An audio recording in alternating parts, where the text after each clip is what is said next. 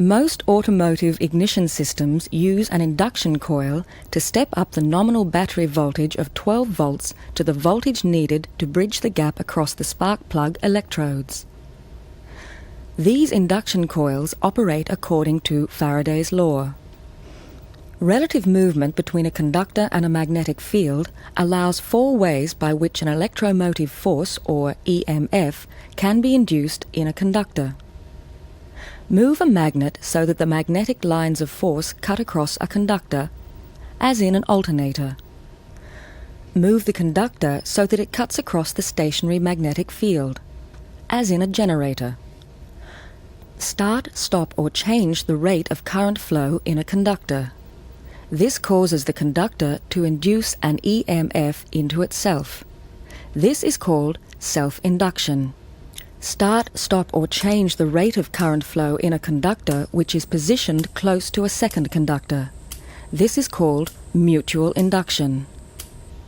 When any of these methods is used to induce voltage in a conductor, the value of that voltage depends on the density or strength of the magnetic field. The stronger the field, the greater the induced voltage. It is also influenced by the number of turns of the coil. The greater the number of turns, the greater the induced voltage. The speed at which the lines of force are cut also affects the voltage induced. The greater the speed, the greater the induced voltage. In the induction coil, the secondary winding has many thousands of turns of fine enameled copper wire. The primary winding, with a few hundred turns of relatively heavy wire, is positioned close to the secondary. A soft iron core is positioned centrally to concentrate the magnetic field. Current flow through the primary winding establishes a magnetic field around the windings. The higher the current flow, the stronger the field. Sudden interruption of the primary current effectively disconnects the battery from the coil and current flow ceases. This leaves no externally applied voltage source to dictate the voltage value across the ends of the primary winding. The magnetic field decreases, returning its stored energy to the coil by cutting across the coil windings. This produces a self-induced voltage in the primary winding and a mutually induced voltage in the secondary winding.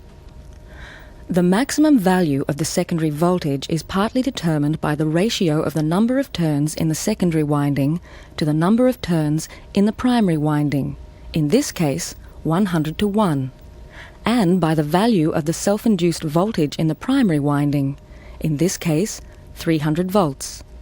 Then, if this coil is 100% efficient, the maximum voltage available from the secondary winding would be 300 volts multiplied by 100. That is 30,000 volts. Since the value of the self-induced voltage in the primary winding is also influenced by the rate of change of current flow through the coil, it is essential to switch the primary current off as quickly as possible. All ignition systems make provision to ensure that this occurs.